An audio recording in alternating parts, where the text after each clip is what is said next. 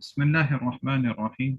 الحمد لله رب العالمين، والصلاة والسلام على رسول الله وعلى آله وأصحابه ومن تبعهم بإحسان إلى يوم الدين، أما بعد. جی پچھلے مجلس میں ہماری گفتگو حضرت ابو صالبہ انصاری، حضرت ابو صالبہ خوشنی رضی اللہ عنہ کی حدیث پہ چل رہا تھا، اور آپ نے پوچھا تھا کہ خوشنی کا اعراب یعنی کس اعتبار سے ہوگا، اور آپ نے کہا تھا یہ صفت ہے یا کچھ، تو میں نے کہا کہ مجھے اس کا علم نہیں ہے۔ میں نے اپنے شیخ سے پوچھا ابھی الحمدللہ، تو شیخ بتاتے ہیں کہ ابن مالک رحمہ اللہ نے اس کے بارے میں کہا ہے کہ نسب جو ہے وہ صفت ہی ہوگی، حالانکہ صفت جو ہے وہ عام طور پر مشتق سے نکلتی، مشتق جس طرح ہم نے صرف میں دیکھا ہے نا، اس میں مشتق اور اس میں جامد، اور مشتق ہم آگے بھی دیکھیں گے، اس میں فاعل، اس میں مفعول، یہ سب مشتق ہوتے ہیں، مطلب جو دوسرے صیغوں سے نکلتے ہیں۔ اس میں جامد ایسے ہیں کہ مطلب جن سے جو ان سے دوسرے صیغے نہیں نکلتے ہیں، جیسے لیسا ہے اور دوسرے دوسرے فعل ہیں، اور اسی طرح کچھ اسم بھی ہیں جو کہ جامد ہیں، جیسے زید ہو گیا، ٹھیک ہے۔ لیکن شیخ کہتے ہیں یہ شبہ مشتق ہے، شیخ نے مجھے بتایا یہ شبہ مشتق ہے، تو یہ صفت ہی ہوگی، یعنی خوشنی جو ہے یہ طالبہ کی یہ صفت ہی ہوگی، تو شیخ کہتے ہیں اس کو صفت کا اعراب ہی دیا جائے گا، ٹھیک ہے۔ تو تھوڑا مراجعہ کرتے ہیں جو ہم نے پچھلی مجلس میں کچھ لے لیا تھا۔ پچھلی مجلس میں ہم نے کوئی فوائد تو نہیں لیے، لیکن ہم نے تھوڑا اعراب ہی دیکھا تھا، اور جہاں سے اعراب رک گیا تھا وہیں سے انشاءاللہ اس کو پھر سے جاری کریں گے۔ جی ہم نے تھوڑی بات کی تھی یا رسول اللہ، یا رسول اللہ کے اعراب کے بارے میں ہم نے کیا بتایا تھا؟ یہ نسب ہے یہ یا رسول اللہ، جی کس اعتبار سے؟ یا رسول اللہ، یہ جب منادہ آتا ہے تو وہ ہاں منادہ ہمیشہ نسب میں آتا ہے، ہاں، یا جو ہے یہ حرف ندا ہے، حرف ندا حرف کافی ندا ہیں، ہے۔ یہ جیسے آ ہے، یا ہے، آیا ہے، حیا ہے، تو یہ سارے وہ ہیں حرف ندا۔ اور اس کا جو منادہ آئے گا، یعنی جس کو آپ نے پکارنا ہے، حرف ندا کے بعد جو آئے گا جس کو آپ نے پکارنا ہے، اگر وہ مفرد ہے اور معرفہ ہے تب تو اس کا حکم رفع کا ہے، لیکن رفع اگر کا ہوگا۔ مضاف ہے چاہے وہ نکیرہ کے حکم میں ہو، چاہے وہ معرفہ ہو، لیکن مضاف ہو، تب اس کا حکم منصوب ہوگا۔ یہ میں مختصر بتا رہا ہوں کیونکہ اس کی مکمل بحث وہاں پہ گزر چکی ہے اجرومیہ میں، ابھی ہم اس پورے کو اگر دوبارہ ریوائز کریں گے تو کافی وقت گزر جائے گا، تو اس لیے، اور یہ یا اصل میں قائم مقام ہوتا ہے ادعو کا، اس لیے یہاں پہ منصوب ہے۔ اور ہم نے بتایا تھا کہ یہ منادہ کس شخص کے لیے ہوتا ہے؟ جس کو آپ مخاطب ہو رہے ہیں، جو آپ کے سامنے ہے، جو شخص جی غائب ہو اس کو آپ نہیں پکارتے ہیں، یعنی جو آپ کے سامنے، اگر عبداللہ آپ بولیں گے اے عبداللہ، اگر عبداللہ دوسرے کمرے میں ہے تو آپ کیا آپ کہیں گے اے عبداللہ؟ نہیں، نہیں نہیں کہیں گے، تو یہ اس کا بنتا ہی نہیں ہے، اس لیے ہم نے بتایا تھا کہ یا رسول اللہ بھی بولنا یہ مناسب نہیں، اور ہم نے وہ آ، تشہد کی مثال بھی آپس میں بیان کی تھی، جو کچھ صحابہ نے اس کا صیغہ بھی آپ صلی اللہ علیہ وسلم کے انتقال کے بعد اسے بدل دیا تھا، ٹھیک ہے۔ انا کے بارے میں ہم نے دیکھا تھا، انا کیا ہے اصل میں؟ حرف تاکید ہے، اور اس میں یہ نون ضمیر متکلم بھی ہے اس میں، ہاں ضمیر ان کے ساتھ۔ متکلم ہے، اور یہ اصل میں کیا تھا یہ صیغہ؟ انا اننا ہاں اننا تھا، اننا، یعنی ان حرف تاکید، اس کے اننا ساتھ ضمیر متکلم نون اور الف۔ اسی طرح دوسرا جو ہے اننی، اننی اننی اننی آتا ہے، جی یعنی نون وقایا جو آتا ہے جب یا متکلم کی طرف اضافت یا متکلم سے پہلے، تو یہ جو ہے کیا کہتے ہیں اس کو، اننا اور اننی یہ دونوں جائز ہیں، لیکن زیادہ تر قرآن میں انا ہے، اور نون عام طور پر عرب اس کو تخفیفاً اس کو حذف کر دیتے ہیں، تو یہ یاد رکھنا کہ انا کا مطلب ہے کہ بے شک ہم، لیکن یہ کیا ہے ہاں۔ اننا، اسی طرح اننی انی دونوں کا ایک ہی معنی ہے، صرف وہاں پہ نون تخفیفاً وہاں سے ہٹا دیا گیا ہے، ٹھیک ہے۔ تو افناکل فی آنیتکم، پھر ہم یہاں پہ رک گئے تھے، لا تأکلوا فیہا الا الا تجدوا غیرہا، ٹھیک ہے۔ لا تاکلوا کا ہوں، اعراب تو ہم نے کر لیا تھا، کیا بتایا تھا اس کا اعراب؟ ہوں۔ لا تاکلوا یہ یہ تاکلو لا کی طرف سے لا حرف جزم ہے، اور تاکلو کو نون آپ پہ گر گیا، لا کی اور لا کی نوعیت کے اس کا کیا نام ہے، خاص نام جو اس کا؟ لا لا لا नाहिया है ये, हाँ, ला नाहिया, जो कि फेल मुदारे पे दाखिल होते हैं उसे जज्म कर देता है। जज्म दे देता है, हाँ, जज्म जज्म देना, कर और यहाँ देता पे है, जज्म की अलामत नून का गिर जाना। ठीक है, तो ये नून हमने का देखे गिरना रहता है। है, तो इसका माना भी उसके नहीं के हिसाब से करेंगे, क्योंकि हमें ला की नौयत पता होगी, तो हम उसका माना भी हम्म, उसी एतबार से करेंगे। तो हम क्या बोलेंगे, मत खाओ उसमें। आप सल्लल्लाहु अलैहि मत वसल्लम ने कहा खाओ। है, मत खाओ। अगर ला नाफिया होता हो तो ला ताकुलू, हाँ, ला ताकुलू ना, तुम लाता, नहीं खाते उसमें। वो सिर्फ हाँ, मनफी में माना जाता है, यानी अमर के माने में नहीं आता कि मत खाओ उसमें। इसमें अमर का माना है कि मत खाओ। ला नाफिया होता तो हाँ, तो फिर हाँ, माना कैसे बनता है, तुम नहीं खाते उसमें। जी जी, ठीक है। ला ला, तुम नहीं खाते उसको। हाँ, और उसमें नून साबित रहता है, अगर ला नाफिया होता है तुम नहीं खाते उसमें, ला ताकुलून फीह। ठीक है, इल्ला अल्ला तजीदू गैरहा।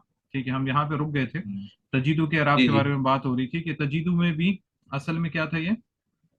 तजीदूना था ये, और हाँ, अन की वजह से, अन की वजह से यहाँ पर नून गिर गया, और अन मजदरिया और नसब करता है, अच्छा, माशाल्लाह, मुजारे को। ये आप रिवाइज करके आए आज भाई। नहीं, अभी ठीक। बैठे बैठे देखा मैं, अन की वजह से हाँ, यहाँ पे गिर गया, मैंने हाँ, अन की लास्ट वजह से नून जो बिल्कुल लाम सही से हुआ कहा, था, ला की अन, वजह से नहीं गिरा। क्यों ला की वजह से क्यों नहीं गिरा, जैसे ला ताकुलू में गिरा है? या अन पीछे है ना इसमें, हाँ, और नहीं, वो तो अल्लाह ठीक यहाँ है। पर, अगर ला भी है, अगर ला भी यहाँ पे नाहिया हो, तो फिर ये तो मजूम होना चाहिए, ला की वजह से नहीं गिरा है। नहीं, अन की हाँ, वजह से गिरा है यहाँ पर, हाँ, क्योंकि ला यहाँ पे जो है वो नाहिया नहीं है बल्कि नाफिया है। ला यहाँ पे सिर्फ, नाहिया है, हाँ, वो नाफिया नाहिया है, नाफिया नाफिया है। नाफिया है, हाँ, नाफिया है, नाफिया है, नाफिया है। यानी सिर्फ जुमले को मुस्बित से मनफी में लेके जा रहा है, एराब में कुछ काम नहीं कर रहा है। जी, तो तजीदु जो है फिर हाँ, मुदारे जो है, ये यहाँ पे मजूब नहीं बल्कि मंसूब है। मंसूब है जी जी, अन की वजह से। अन जो है, ये क्या बोलते हैं, मजदरिया भी है और नसब भी देता और है। हाँ, नसब भी देता है, तो नसब की मुस्तकबिल भी हो अलामत जाता है है, नून का गिर जाना। ठीक है, और ला गिरना। जो है यहाँ पे नाफिया है। अगर इल्ला ये कि तुम नहीं पाओ, यहाँ पे नाहिया का माना ही नहीं बनेगा कि तुम नहीं नहीं पाना।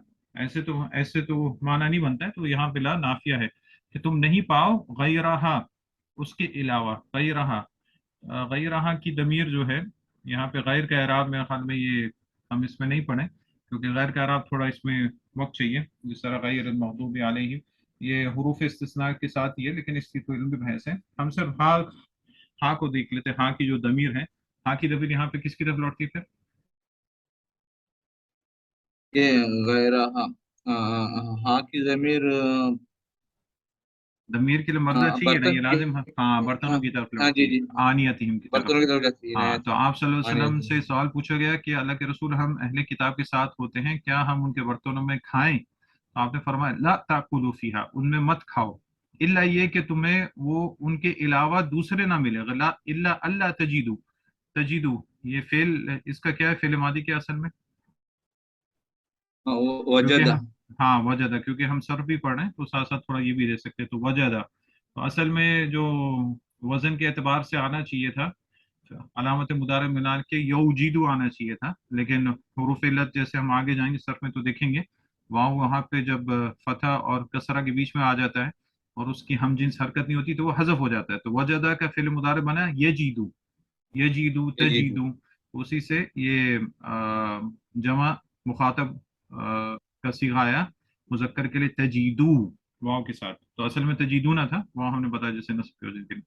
और आपसे सुनने क्या फरमाया, फखसिलूहा, फखसिलूहा। जी, फखसिलू का, फखसिलू कौन सा सीगा है? ये अमर कैसे गए यहाँ पर? हाँ, अमर का सीगा है, ठीक है। गसला यगसिलू, इगसिलू यानी धो।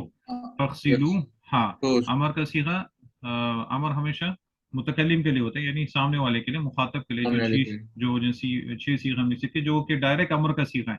लेकिन आप देखेंगे सर्फ में इंशाल्लाह जी आगे, जब आप फेले मुदारे से अमर का सीगा बनाते हैं तो वो गायब में भी अमर का सीगा होता है। लेकिन जो अमर का सीगा जो कि फेले मुदारे से बनते हैं डायरेक्ट, यानी फेल मुदारे को ही आपने अमर का सीगा नहीं दिया, फेल मुदारे से भी अमर का सीगा, यानी मुदारे की सीगे में रहते ही अमर का मानी पैदा हो जाता है। लेकिन जो फेल अमर है, जो छह सीगे हमने देखे थे, वो तो मुखातब के लिए होते हैं। फ़क्सिलू हा की दमीर फिर से बर्तनों की तरफ लौटती है। वकुलू फीहा, ये फिर से फेल अमर है, वकुलू फीहा, और उन्हें खाओ। जी, ठीक है, मुत्तफ़क़ुन अलैह। یعنی حدیث کو دونوں بخاری اور مسلم نے روایت کیا ہے، امام بخاری مسلم رحمہ اللہ دونوں نے اس حدیث کو روایت کیا۔ تو سب سے جو اسٹرانگ حدیث ہوتی ہے محدثین جس کو کہتے ہیں، وہ ہے جس کو امام بخاری اور امام مسلم دونوں نے اپنی کتاب میں روایت کیا۔ اس کے بعد وہ حدیث جس کو صرف امام بخاری نے روایت کیا، پھر وہ حدیث جس کو صرف امام مسلم نے روایت کیا، اس حساب سے وہ حدیث کی صحت کے اعتبار سے اس کے اوپر حکم لگاتے ہیں۔ ٹھیک ہے، تو اس حدیث سے ہمیں کیا پتہ چلتا ہے؟ سب سے پہلا مسئلہ، مسئلہ کہ اہل کتاب کے برتنوں میں سے کھانے سے پرہیز ہونا چاہیے۔ ہاں، اہل کتاب کے جو برتن ہیں ان میں کھانے کا کیا حکم ہے؟ اگر ہمیں کہیں اہل کتاب کے برتن مل جاتے تو کیا حکم ہے؟ تو آپ صلی اللہ علیہ وسلم نے یہاں پہ دو شرطیں رکھی ہیں ان کے برتن استعمال کرنے کی۔ پہلی شرط یہ ہے کہ آپ کو اس کے علاوہ دوسرا کوئی برتن نہ ملے۔ پہلی شرط کیا ہے؟ کہ آپ کو اس کے علاوہ کوئی دوسرا برتن نہ ملے۔ اور دوسری شرط کیا ہے؟ کہ ان برتنوں کو آپ دھو لیں، تو ان برتنوں کو آپ دھو لیں، ان کو جو ہے نا دھونا لازم آپ کے لیے ہے کہ آپ ان کو لازم دھوئیں۔ اچھا، برتن جو خود ہے، برتن جو خود ایک چیز ہے، جس چیز سے بھی بنا ہو، یعنی سونا چاندی تو ویسے ہی حرام ہے، ہم اس کی بات نہیں کر رہے ہیں۔ اس کے علاوہ جو حلال مٹیریل ہیں جن سے برتن بنائے جاتے ہیں، تو اگر اس قسم کے برتن ہیں تو وہ برتن خود بخود تو ناپاک نہیں ہوتے۔ تو اہل کتاب کے برتن استعمال کرنے سے آپ صلی اللہ علیہ وسلم نے جو کیوں منع کیا، اس کی کیا علت ہے؟ علماء نے اس کے بارے میں بات کی ہے، بحث کی ہے۔ تو علامہ سنانی جو سبل السلام کے جو مؤلف ہیں وہ لکھتے ہیں کہ اس میں کچھ علماء یہ کہتے ہیں کہ یہ اس لیے ہے کیونکہ اہل کتاب جو ہے وہ مشرک ہیں، اور ان کی رطوبت کی وجہ سے، یعنی ان کے پسینہ یا ان کا ہاتھ لگنے کی وجہ سے ان کے برتن بھی ناپاک ہو جاتے ہیں۔ ٹھیک ہے، اس لیے منع کیا کہ ان کے برتن استعمال کرے۔ ایک تو یہ وجہ کچھ لوگوں نے بیان کی، اور ایک یہ ہے کیونکہ اہل کتاب جو ہے وہ اپنے برتنوں میں اس قسم کی چیزیں پکایا کرتے تھے جو کہ مسلمانوں کے لیے حرام ہوتی تھی، جس طرح کہ وہ خنزیر وغیرہ پکاتے تھے، سور پکاتے تھے، یا تو اپنے جو ان کے گلاس وغیرہ ہوتے تھے ان میں شرابیں پیتے تھے۔ تو اس لیے یہ دو چیزیں یہاں پہ لازم ہوئی کہ اگر آپ کو اور برتن نہیں مل رہے ہیں اور آپ مجبور ہو گئے کہ ان کے برتنوں میں آپ کھائیں، تب آپ کیا کریں گے؟ آپ ان کو دھوئیں گے اور پھر آپ ان کو کھائیں، آپ ان کو استعمال کر سکتے ہیں۔ یہ دو شرطیں اس کے ساتھ ہیں۔ لیکن پھر آگے علامہ سنانی جو یہ دو وجہ آئے ہیں، یہ بھی ذکر کرتے ہیں کہ کون سے قول کو کون سے علماء نے یا کون سے مذہب فکر نے اس کو اختیار کیا، لیکن پہلے والے کا تھوڑا رد کرتے ہیں، کہتے ہیں کہ پہلا والا صحیح نہیں ہے، کیونکہ مشرک جو ہے کیا اس کا پسینہ وغیرہ، اس کی رطوبت جو ہے، کیا وہ ناپاک ہے؟ نہیں۔ جی، ناپاک نہیں ہے۔ حالانکہ اس حدیث سے، اس جیسی حدیث سے، اور قرآن مجید کی جو آیت ہے انما المشرکون نجس، بے شک مشرک جو ہے وہ نجس ہیں، یعنی ناپاک ہیں، اس قسم کی آیتوں سے کچھ علماء نے یہ مسئلہ لیا ہے کہ مشرک جو ہے وہ نجس العین، یعنی وہ اس کا جسم بھی ناپاک ہے۔ حتیٰ کہ مجھے یاد پڑتا ہے شاید امام حسن بصری یا کسی اور سے قول آتا ہے کہ اگر تم میں سے کوئی کسی مشرک سے ہاتھ ملائے تو اسے چاہیے کہ غسل کرے یا اپنا ہاتھ دھوئے، ایسا قول بھی آتا ہے علماء سے۔ لیکن علامہ سنانی اور دوسرے علماء بھی اس چیز کو رد کرتے ہیں اور کہتے ہیں کہ صحیح بات یہ نہیں ہے، بلکہ صحیح بات یہ ہے کہ مشرک جو ہے وہ نجس العقیدہ ہے، یعنی اس کا عقیدہ جو ہے وہ گندا ہے، وہ ناپاک ہے، لیکن اس کا جسم ناپاک نہیں ہے اگر کوئی ظاہری ناپاکی اس کے پر نہ ہو۔ یعنی کوئی ظاہری ناپاکی اگر اس کے پر نہ ہو تو وہ ناپاک نہیں ہے۔ تو پھر وہ کہتے ہیں کہ، اور اس کی بہت سارے دلائل بھی ہیں، جس طرح کھانے کے بارے میں قرآن مجید کی آیت آتی ہے، جس طرح اللہ رب العزت نے سورہ مائدہ میں مسلمانوں کو اجازت دی ہے کہ اہل کتاب کا کھانا تمہارے لیے حلال ہے۔ وَطَعَامُ الَّذِينَ أُوتُوا الْكِتَابَ حِلٌّ لَكُمْ وَطَعَامُكُمْ حِلٌّ لَهُمْ، تمہارا کھانا، ان کا کھانا تمہارے لیے حلال ہے اور تمہارا کھانا ان کے لیے حلال ہے۔ یہاں پہ کھانا سے مراد ذبیحہ ہے، ذبیحہ۔ اسی طرح آگے ایک حدیث بھی آئے گی کہ آپ صلی اللہ علیہ وسلم نے، ایک یہودی عورت تھی، اس کے پاس مشکیزہ تھا جس میں پانی تھا، اس سے آپ صلی اللہ علیہ وسلم نے وضو بھی کیا تھا۔ تو اس سے علماء بتاتے ہیں کہ یہ علت صحیح نہیں ہے بولنا کہ کہ مشرک جو ہیں، چاہے اہل کتاب ہوں چاہے ان کے علاوہ کوئی ہو، تو وہ یعنی ان کا جسم بھی ناپاک ہے، اس حساب سے ان کا پسینہ بھی ناپاک ہے، اس لیے ان کے برتن بھی اس وجہ سے ناپاک ہے۔ تو رہ جاتی دوسری علت یہ کہ وہ اپنے برتنوں میں خنزیر وغیرہ ان چیزوں کو استعمال کرتے ہیں، اس لیے آپ صلی اللہ علیہ وسلم نے یہ حکم دیا کہ اگر اور برتن نہیں ملیں، یہی برتن ملیں تو ان کو دھو کے استعمال کر لیا جائے۔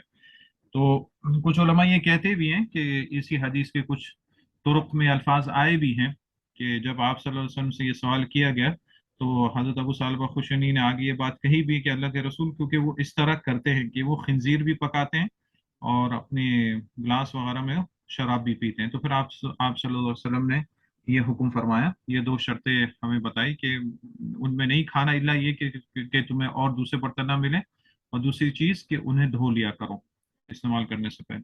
تو یہ دو علتیں ہیں جو علماء نے بیان کی، سامنے ہم نے رکھ دی، ٹھیک ہے؟ تو یہ ایک مسئلہ اس میں آ گیا، برتنوں کے استعمال کرنے کا مسئلہ۔ تو جب کھانے پینے کے حکم ہے تو پھر یہ حافظ ابن حجر رحمہ اللہ سے یعنی باب العانی یعنی وضو کے بیان میں، طہارت کے بیان میں لائے ہیں، تو اسی وجہ سے لائے کہ کھانے پینے کے ساتھ ساتھ اسی کو بھی قیاس کرتے ہیں۔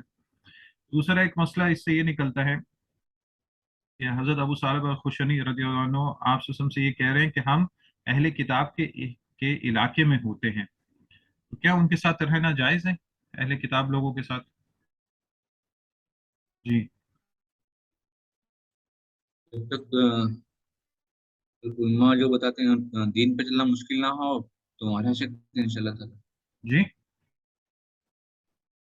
علماء سے جو سنا ہے کہ جب تک دین پہ چلنا مشکل نہ ہو تو وہاں رہ سکتے ہیں ان کے ساتھ۔ ہاں ہاں، پہلے تو اسلام کے شروع میں آپ صلی اللہ علیہ وسلم نے ہجرت کو لازم قرار دیا تھا، یعنی عام طور پر وہ جی لوگ جو کہ اپنے دین کو ظاہر نہ کر سکے اور انہیں تکلیف ہو تو انہیں چاہیے تھا کہ ہجرت کرے، لیکن جب اسلام طاقت پکڑنے لگا تو جس طرح علماء بتاتے ہیں تب آپ نے ہجرت کا اتنا وہ نہیں کیا، یعنی اس پہ وہ ویسا حکم نہیں رہا جیسے پہلے، جس طرح آپ سے اس میں فرمائے تھے کہ لا ہجرت بعد الفتح ولیکن جہاد و نیہ، کہ فتح مکہ کے بعد ابھی ہجرت کا حکم نہیں رہا، کیونکہ اسلام میں طاقت آ رہی تھی اور مسلمانوں کو غلبہ ہو رہا تھا، لیکن پہلے تو ہجرت کرتے تھے، حتیٰ کہ ایک حدیث میں یہ بھی آتا ہے کہ مسلمانوں نے ایک جگہ پہ کہیں پہ حملہ کرنا چاہا اور وہ غیر مسلمانوں کا علاقہ تھا، مشرکین کا تھا، تو جب وہاں پہ انہوں نے حملہ کیا تو وہاں پہ کچھ مسلمان بھی تھے، جب انہوں نے وہ حملہ دیکھا تو انہوں نے فوراً سجدے میں گر گئے، یہ دکھانے کے لیے کہ ہم مسلمان ہیں، لیکن جلد بازی میں ان کا بھی قتل کر دیا گیا۔ تو جب آپ صلی اللہ علیہ وسلم تک یہ خبر پہنچی تو آپ نے فرمایا انا بری من کل مسلم یعیش بین المشرکین، اور کما قال علیہ السلام، آپ نے فرمایا کہ میں ہر اس مسلمان سے بری ہوں جو کہ مشرکوں کے بیچ میں رہتا ہے، یعنی یہ انہیں چاہیے کہ اگر مسلمان ہیں تو مشرکوں کے بیچ میں نہیں رہیں بلکہ ہجرت کر کے مسلمان ملک کی طرف آئیں، ٹھیک ہے؟ لیکن ابھی علماء بتاتے ہیں ابھی ہجرت کا حکم یہ ہے، ہجرت یعنی کافروں کے علاقے کے بیچ میں رہنے کا حکم یہ ہے کہ اگر کوئی شخص ان کے علاقے کے بیچ میں رہ رہا ہے تو کسی مصلحت کے تحت اسے اجازت ہے۔ مصلحت کے تحت کیسے؟ کہ یہ شخص جو ہے وہاں پہ رہ کے اس سے لوگوں کو کچھ فائدہ ہو سکتا ہے، یا دین کا کوئی فائدہ ہوتا ہے، کوئی دعوت کا کام کرتا ہے یا کچھ اور کام کرتا ہے، ایک تو یہ ہے مصلحت کے تحت رہتا ہے۔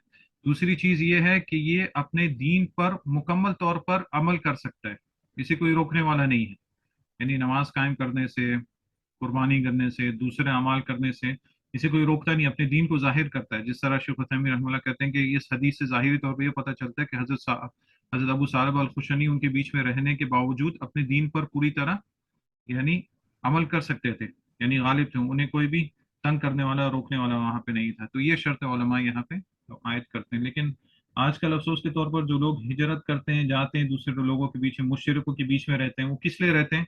اس میں دین کی کوئی مصلحت نہیں ہوتی، اس حدیث کو اپنے لیے حجت نہیں بنائے وہ لوگ، اس میں دین کی کوئی بھی مصلحت نہیں ہوتی، نہ ان کو خود دین کا علم ہوتا ہے، نہ وہ دین پھیلانے کے لیے جاتے ہیں، وہ دنیا کے لیے جاتے ہیں، اور دنیا کے لیے اس چیز سے منع کیا گیا ہے، حتیٰ کہ ایسے لوگوں کے لیے سخت وعید ہے، جس طرح سورہ نساء کی ایک آیت آتی ہے کہ ان الذين توفاهم الملائكة ظالمي انفسهم قالوا فيما كنتم قالوا كنا مستضعفين في الارض قالوا الم تكن ارض الله واسعة فتهاجروا فيها، یعنی کچھ ایسے لوگ ہیں جو مشرکوں کے بیچ میں ہی رہتے ہیں اور آہستہ آہستہ ان جیسا، کیونکہ آپ جس قسم کے ماحول میں رہتے ہیں آہستہ آہستہ ویسے ہو جاتے ہیں، ہے کہ نہیں؟ آہستہ آہستہ وہاں کا جی اثر جی لیتے ہیں۔ جس طرح کچھ ایسی جماعتیں ہیں، میں نام تو نہیں لوں گا، جب تک کچھ لوگ ان میں رہتے ہیں تب تک انہیں کچھ نہ کچھ اثرات ملتے رہتے ہیں، اپنے تھوڑا سا ثابت قدم رہتے ہیں، ہم دیکھتے ہیں کہ جیسے ہی ان سے الگ ہوتے ہیں ان کا حال ڈگمگانے لگتا ہے، کیونکہ ان پہ صرف ماحول کا اثر ہوتا ہے، وہ اصل دین کا علم حاصل نہیں کر رہے ہوتے ہیں۔ تو اسی طرح جو کافروں کے بیچ میں رہتے ہیں ان سے میل جول رکھنا، یعنی کافروں سے ملنا جلنا منع نہیں ہے، ان سے تجارت وغیرہ کرنا یہ چیزیں منع نہیں ہے، لیکن ان سے پیار محبت کرنا، جو کہ عام طور پہ دیکھا جاتا ہے کہ کچھ ایسے لوگ ہیں جو کہ غیر مسلمانوں سے زیادہ محبت رکھتے ہیں مسلمانوں کو چھوڑ کر، تو آہستہ آہستہ ان کی محبت ان کے دل میں آ جاتی ہے اور وہ بھی انہی کی طرف مائل ہو جاتے ہیں۔ تو سورہ نساء کی آیت جو میں نے پڑھی اس میں یہ ہے کہ ایسے لوگوں سے فرشتے کہیں گے کہ تم نے، اللہ کی زمین اتنی وسیع ہے، تم نے یہاں پہ ہجرت کی کیوں کیوں نہیں کر دی، یعنی ان کو اس طرح ملامت کریں گے۔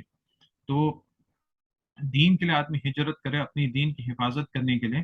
اگر ابھی بھی کوئی شخص ایسی جگہ پہ ہے جہاں پہ اس کو دین کے اوپر عمل نہیں کرنے دیا جاتا ہے اور اس کو تنگ کیا جاتا ہے، تو اس اس اس نیت سے وہ چھوڑ کے کسی مسلمان ملک میں آتا ہے جہاں پہ وہ آرام سے رہ سکتا ہے اور اپنے دین کے اوپر 5 وقت نماز پڑھ سکتا ہے، داڑھی پہ اس پہ کوئی بھی اس کو ملامت نہیں کرے یا دین کے لیے اس کے لیے آسانی ہوتی، علماء کہتے ہیں انشاءاللہ اس کو بھی ہجرت کا ثواب ملے گا۔ لیکن دنیا کے لیے چیز نہ ہو، ہر کوئی جو جا رہا ہے دوسرے ملکوں میں کافروں کے بیچ میں رہ رہا ہے وہ دنیا کے لیے جا رہا ہے، اور آخر میں نہ ان کو دنیا ملتی ہے صحیح، نہ ان کو دین ملتا ہے، دنیا بھی ان کے ہاتھوں سے آہستہ آہستہ نکل جاتی ہے، کیونکہ ان کی جو خاص ان کا جو سرمایہ ہوتا ہے ان کی اولاد ہوتی ہے، اور ان کی اولاد ان کے ہاتھ سے نکل جاتی ہے، تو پھر ان سے سب کچھ ان کے ہاتھوں سے نکل جاتا ہے۔ ہمارے سامنے کا واقعہ ڈاکٹر وسیع العباس جو مکہ میں ہوتے ہیں وہ بتا رہے تھے کہ ان کے سامنے ایک آدمی انگلینڈ میں شاید کام کرتا تھا، اس نے آ کے بتایا کہ شیخ سے پوچھ رہا تھا کہ میں انگلینڈ میں ہوں، میں نے بہت پیسہ کمایا ہے، میری بلڈنگیں ہیں وہاں پہ، لیکن میرے لڑکا اور لڑکی ہیں، ان کی حالت ایسی ہو چکی ہے کہ میرے سامنے لڑکی دوسرے مرد کو گھر پہ لے کے آتی ہے اور میں کچھ نہیں کہہ سکتا، اور میرا لڑکا ایسا ہے کہ میرے سامنے دوسری لڑکی کو گھر پہ لے کے آتا ہے میرے سامنے اور میں کچھ بھی نہیں کہہ سکتا، کیا فائدہ ہے دنیا کا، جو جو کمایا سب کچھ گیا۔ شیخ نے کہا ابھی میں تم کو اس میں کیا کہوں، جب سب کچھ خراب ہو جاتا ہے تب آدمی مولوی کے پاس آتا ہے کچھ پوچھنے کے لیے۔ شیخ نے کہا ابھی تم یہی کر سکتے ہو کہ خود کو بچاؤ اور اپنے گھر والی کو بچاؤ اور وہاں سے نکلو، ابھی تم اور کیا کر سکتے ہو۔ یہ عام طور پر لوگوں کا مسئلہ یہ ہوتا ہے کہ جب وہ انتظار کرتے ہیں کہ جب تک سر سے پانی اوپر اڑ جاتے ہیں تب مولوی کو ڈھونڈتے ہیں کہ بھئی ابھی آپ کچھ حل کریں، کچھ پڑھ دیں کہ بھئی سب کچھ ٹھیک ہو جائے، اس طرح نہیں ہوتا ہے، انسان کو خود ہی کوشش کرنی پڑتی ہے۔ اگر بات وہاں پہ چلے گی، سر بات یہاں پہ رہی تھی کہ اہل کتاب کے بیچ میں رہنے کے لیے علماء نے شرط بتائی کہ اپنے دین پر مکمل عمل کرے، یہ نہ ہو کہ اپنی اولاد سے بھی ہاتھ دھوا بیٹھے، ٹھیک ہے۔ اور اس میں مسئلے یہ آتے ہیں جس طرح یہ شیخ عثیمین رحمہ اللہ نے اور بھی اس میں فوائد بیان کیے ہیں، اس میں سے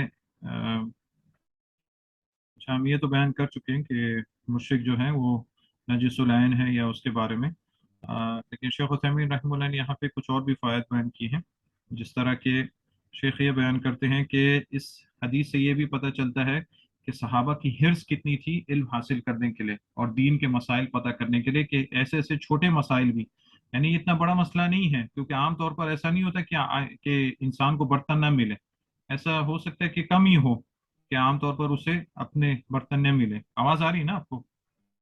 جی جی جی جی، کہ اسے برتن نہ ملے، لیکن پھر بھی یہ چھوٹا سا مسئلہ ہے اور صحابہ نے اس کو بھی واضح کیا، تو شیخ کہتے ہیں شیخ عثیمین رحمہ اللہ کہ ایک مسلمان کو اسی طرح ہونا چاہیے کہ کوئی بھی مسئلہ ہو جس کے بارے میں اس کو علم نہ ہو، بھری وہ چھوٹا مسئلہ ہو تو چاہیے کہ اس کے بارے میں علم حاصل کرے، یہ نہ ہو کہ اس کے بارے میں جاہل رہے، اس کے بارے میں علم حاصل نہ کرے، اس کے بارے میں بلکہ علم حاصل کرے، اور یہ اس سے صحابہ کی حرص پتہ چلتی کہ وہ علم حاصل کرنے میں کتنے آپ صلی اللہ علیہ وسلم سے ہر مسئلہ آ کے اسے واضح کیا کرتے تھے، ٹھیک ہے۔ اسی طرح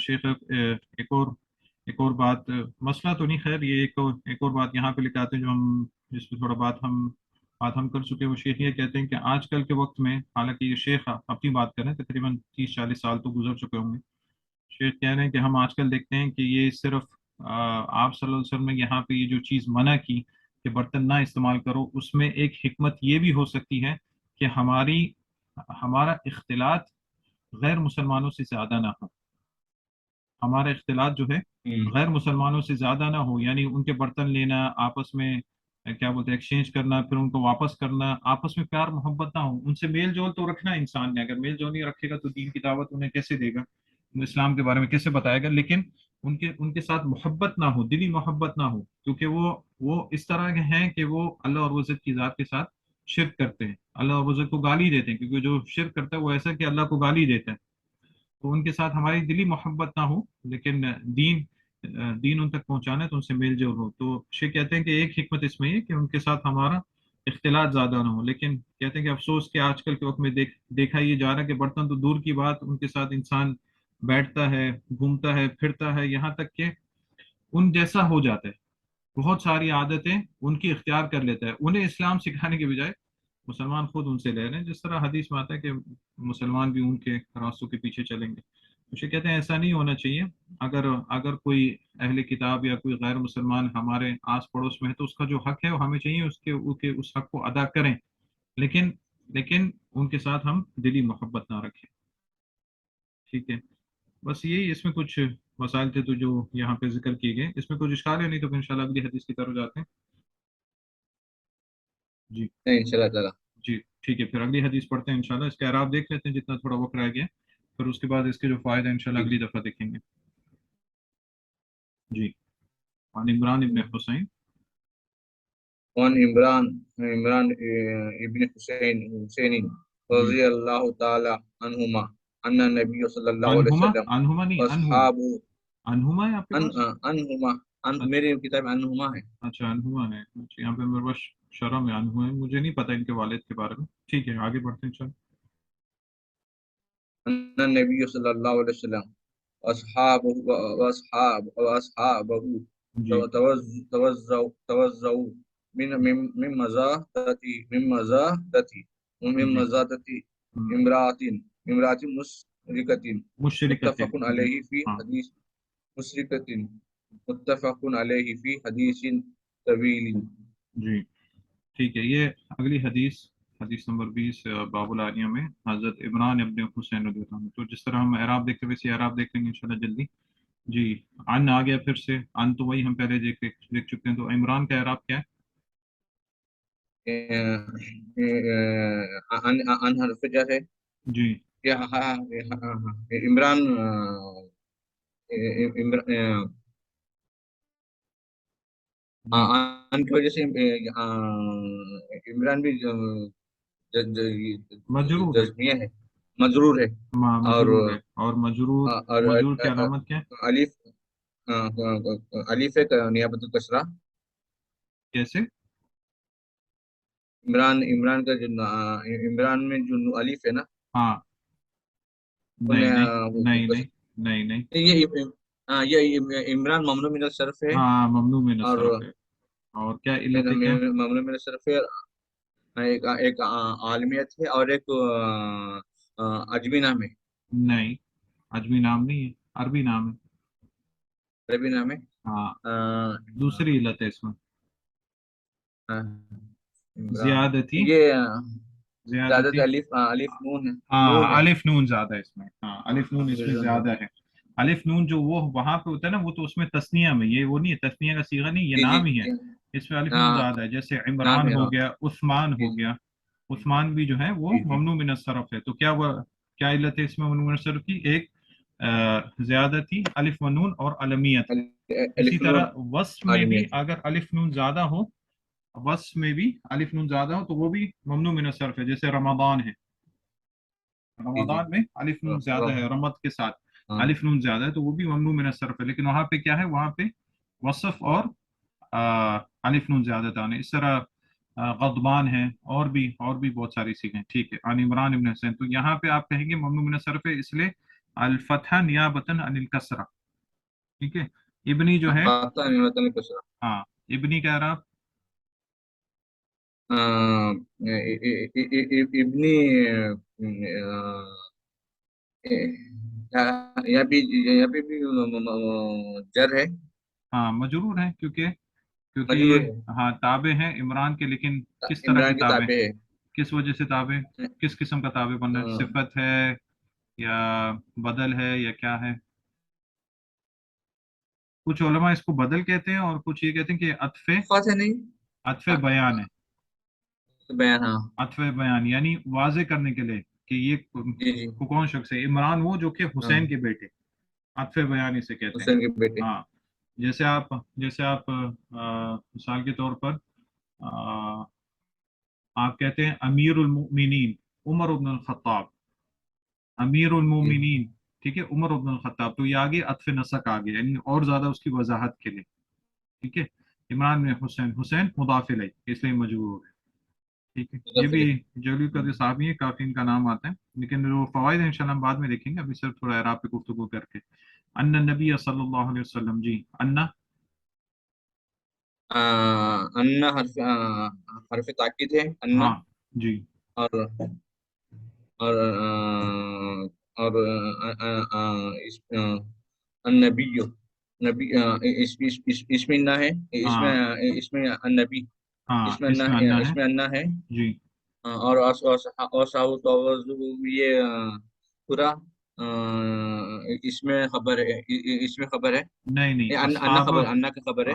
नहीं, अन्ना की खबर जो है वो तवद्दु से शुरू हो रही है, लेकिन इसमें अन्ना हाँ, नबी है, और वो तवज्जु, हाँ असहाबहु हाँ, जो तो है वो मातूफ है नबी पे। मातूफ है। हाँ मातूफ है, अच्छा, इसलिए हाँ, इसका भी अन्ना एराब, नबी है वो, हाँ इसलिए उसका एराब भी मंसूब आ रहा है। जी जी। हाँ, माना क्या बनेगा उर्दू में, माना कैसे बनेगा?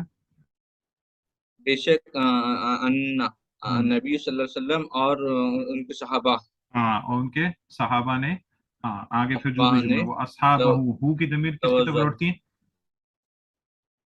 अल्लाह के रसूल की तरफ, हाँ, अन्ना नबी नबी करीम सल्लल्लाहु सल्लल्लाहु अलैहि अलैहि वसल्लम की वसल्लम तरफ। हाँ की दमीर, हाँ का एराब हम बार बार देख चुके हैं, तो उसे हम नहीं दोहराएंगे यहाँ पे। इस्म की तरफ मुदाफ है, तो वो यानी की तरफ, ये मबनी, मबनी अला दम फी महल्ली जर है। ठीक है, वो अस्हाबहु। मुझे तवद्दउ, तवद्दउ, तवज्जो, जी जी। ये कौन तवज्जो सा फेल है? ये मुजारे है ये, हम्म, ये माजी है, हाँ माजी माजी है। है, हाँ माजी है, इसका वजन क्या है? अ, अ, तफ़अल, हाँ तफ़अलु, बिल्कुल सही, तफ़अल, तफ़अल, तफ़अल, तफ़अल, तफ़अल तफ़अल, था, तफ़अल था। तो जब आपने उसको जमा के सीगे में ले गए तो क्या हो गया? तफ़अलु, वाउल जमा आ गया तफ़अलु, आखिर, हाँ तफ़अलु, तफ़अलु बन गया। तवद्दउ, तवद्दअ या तवद्दउ, तवद्दअ या तवद्दउ, तफ़अल के वजन तो पे।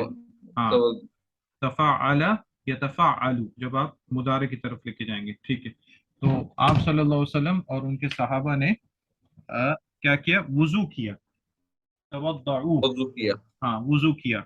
किस चीज से वुजू किया? मिन मजादती, मजादती का माना हम हज़रत थी। इंशाल्लाह देखेंगे अगली दफा में, लेकिन इससे मुराद एक शौकत में हम जैसे कहते हैं कि ये एक किस्म का खास किस्म का मशकीज़ा होता है। मशकीज़ा हम समझ चुके हैं ना, जिसको क़िरबा का जी लफ्ज़ जी हमने जी। बोला था पहले, क़िरबा यानी मशकीज़ा जो होता है।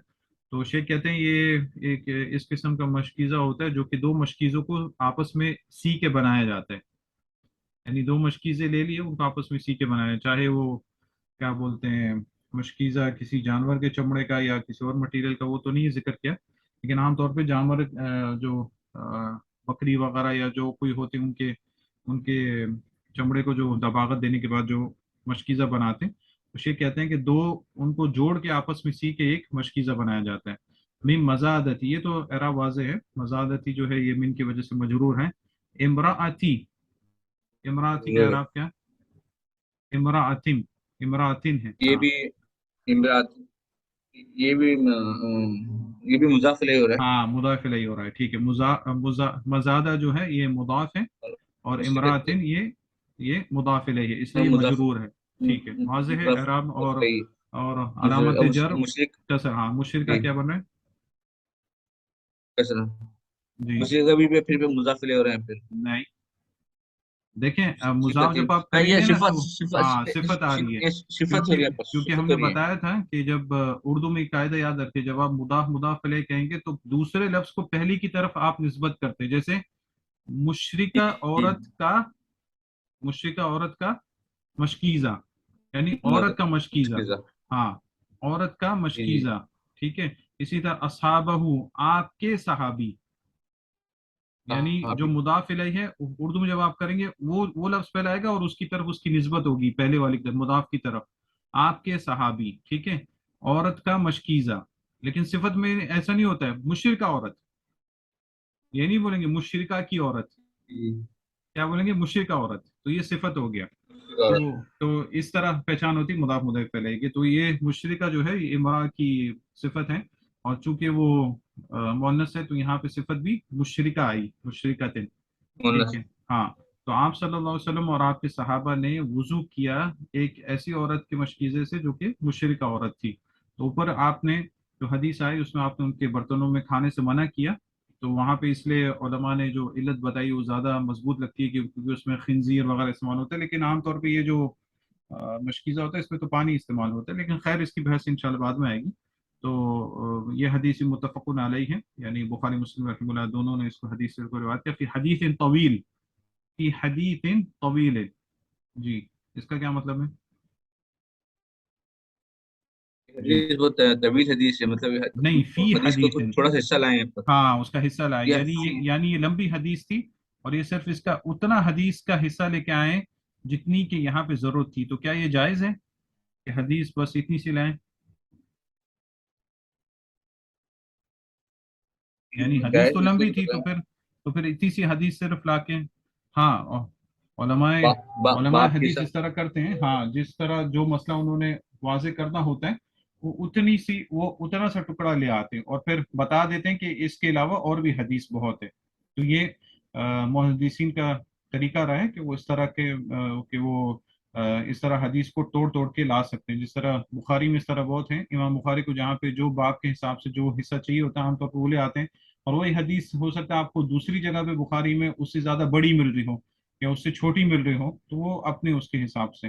لیکن کبھی کبھی صحابہ کی عادت یہ ہوتی تھی کہ وہ چھوٹے سے مسئلے کے لیے پوری لمبی حدیث بیان کر دیتے، جس طرح مسلم کی پہلی حدیث جو ہے، شروع کی جو حدیثیں ہیں، جو حدیث جبریل ہے، نیت حدیث ان جبریل جو ہے، الاعمال نہیں بالنیات۔ نہیں نہیں نہیں، انما الاعمال بالنیات نہیں، حدیث جی جی جبریل جو ہے مسلم میں، انما الاعمال بالنیات وہ تو بخاری کی پہلی جی جی حدیث ہے، جی مسلم میں جو ہے حدیث جبریل جو ہے، جو جی جبریل علیہ جی السلام نے آ کے آپ سے سب چیزوں کے بارے میں پوچھا، تو یہ حدیث کے راوی جو ہے ابن عمر رضی اللہ عنہ ہے، ابن عمر رضی اللہ عنہما ہے، جی تو جی انہوں نے یہ حدیث صرف ایک چھوٹے سے ٹکڑے کی وجہ سے بیان کی، کیونکہ شام یا کسی علاقے سے کچھ لوگ ان کے پاس آئے تھے، انہوں نے آ کے ذکر کیا کہ صحابی رسول ابن عمر، ہمارے علاقے میں ایسے لوگ ابھی ہوئے ہیں جو کہ تقدیر کا انکار کرتے ہیں، تو ابن عمر رضی اللہ عنہ ان سے کہا کہ جب اگر تم ان سے ملو ان سے کہو کہ میں ان سے بری ہوں، یعنی میرا ایسے لوگوں سے کوئی تعلق نہیں ہے۔ پھر انہوں نے پوری حدیث جبریل بیان کی صرف ایک چھوٹے سے ٹکڑے کی وجہ سے، جس میں آپ صلی اللہ علیہ وسلم نے یہ بتایا کہ ایمان میں سے ایک کیا ہے،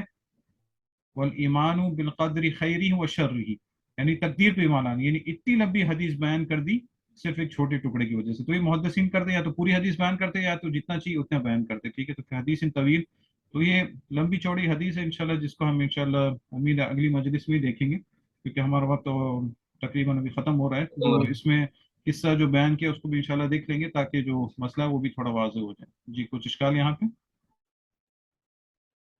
اگلے سلسلے میں۔ ٹھیک، ٹھیک ہے انشاءاللہ۔ سبحان اللہ و بحمدہ، سبحانک اللہم و بحمدک، اشہد ان لا الہ الا انت، استغفرک و اتوب الیک۔